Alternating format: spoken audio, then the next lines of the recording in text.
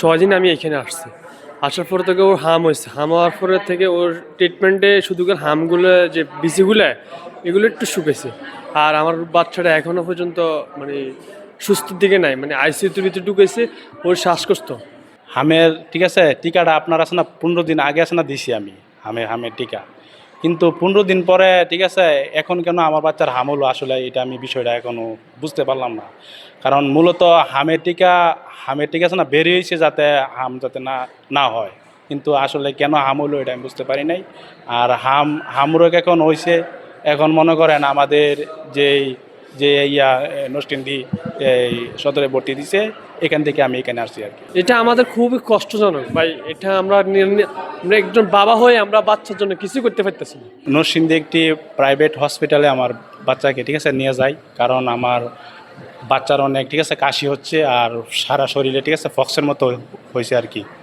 তারপর ওইখানে একটা প্রাইভেট হসপিটাল নিয়ে যায়, আপনার হচ্ছে কেয়ার হসপিটাল নরসিংদী।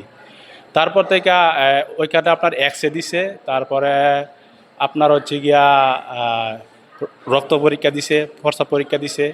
তারপর ওইখান থেকে আসছে রিপোর্ট আসছে যে আমার বাচ্চার হাম হয়েছে আর কি। আমাদের হাসপাতালে গত 24 ঘন্টায় সন্দেহভাজন মোট 11 জন শিশু ভর্তি হয়েছেন। আর এ পর্যন্ত আমাদের হাসপাতালে 1610 জন সন্দেহভাজন হামের রোগী ভর্তি হয়েছিলেন, যাদের অধিকাংশই সুস্থ অবস্থায় চলে যেতে পেরেছেন। অদ্যাবধি আমাদের হাসপাতালে 35 জন শিশু অকাল মৃত্যুর মধ্যে পড়েছে এই হামের কারণে, সন্দেহভাজন হামের কারণে। আর হাম এই পর্যন্ত নিশ্চিত হওয়া গেছে, মানে তাদের মধ্যে নিশ্চিত হওয়া গেছে 318 জনের। যে এই যে 1610 জনের মধ্যে এ পর্যন্ত 318 জনের নিশ্চিত হাম। আমাদের সবচেয়ে বেশি হামের প্রকোপ ছিল মার্চ এবং এপ্রিল মাসে। আমাদের ফেব্রুয়ারি মাসটা থেকে শুরু হয়েছিল, কিন্তু ফেব্রুয়ারিতে তুলনায় মার্চে ভয়াবহ আকার ধারণ করে, এপ্রিলেও এটা ভয়াবহ ছিল। এখন একটু কমে এসেছে, তবে এখনও আমাদের মানে উদ্বিগ্ন না হওয়ার কোনো কারণ নাই। আমাদের বরং উদ্বিগ্ন হতে হবে, কিন্তু ভীত হওয়া যাবে না। আমাদের তবে সাবধান হতে হবে, সতর্ক হতে হবে যে এখনও হাম হতে পারে। আমাদের শিশুদেরকে যাদের টিকা দেওয়ার তাদের টিকা দিতে হবে, এবং যত সম্ভব স্বাস্থ্যসেবা যাতে আমাদের যে কোনো রোগী হাম সন্দেহ হলেই স্বাস্থ্যসেবা কেন্দ্রে যেতে পারে সেটা করতে হবে আমাদের। ফেব্রুয়ারি মাসটা মোটামুটি ছিল, আমাদের সমস্যা হয় নাই। মার্চ মাসে আমরা প্রচণ্ড রকমের সমস্যায় পড়ে যাই। আমাদের যে ডাক্তার সিস্টার ছিল এবং আমাদের যে ওয়ার্ড বয় বা আয়ারা ছিল, এদের সংখ্যা ছিল খুবই অপ্রতুল। তো শিশু বিশেষজ্ঞ বলতে আমি এই হাসপাতালে একাই ছিলাম। এখন আরেকজন ডাক্তার আছে, ডাক্তার নাদিয়া, সে ফাউন্ডেশন ট্রেনিং আছে, সে রিসেন্টলি আবার আসছে। তো আমাদের চিকিৎসা সেবা দিতে খুবই সমস্যা হচ্ছিল।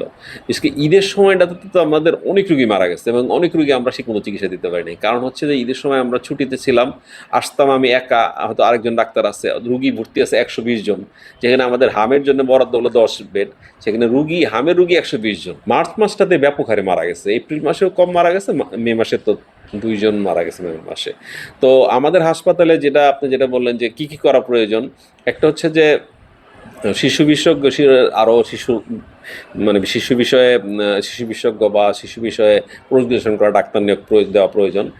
একজন বা দুজন ডাক্তার দিয়ে আসলে চালানো খুব মুশকিল, কারণ এই হাসপাতালে বেশিরভাগ রুগী শিশু। আচ্ছা, আর তারপরে আরও গুরুত্বপূর্ণ বিষয় হচ্ছে যে আমাদের যে আইসিইউটা আসলে পর্যাপ্ত আইসিইউ বলা যায় না। এখানে শিশুদের ভেন্টিলেটর সাপোর্ট নাই, 6 বছরের নিচের বাচ্চাদের ভেন্টিলেটর সাপোর্ট নাই, আবার ভেন্টিলেটরি সাপোর্ট চালানোর মতো ডক্টরও নাই। ফলে এইটার জন্য আমরা কিন্তু সঠিকভাবে আইসিইউ সেবা দিতে পারি নাই। তো সরকারের কাছে আবেদন হবে যে আমাদের এখানে আইসিইউ যে ভেন্টিলেটর এবং সিপ্যাপ মেশিন পর্যাপ্ত দেওয়া, এবং সেটা আমাদেরকে ট্রেন্ড আপ করা। আমরা ট্রেন্ড আপ করলে আমাদের অন্যান্য জায়গায় দেখা যায় যে আমাদের শিশু ডাক্তাররাই ঢাকা মেডিকেলে এগুলো চালায়, হ্যাঁ, ঢাকা মেডিকেল নবজাতক ইউনিটে, বিভিন্ন ইউনিটে চালায়।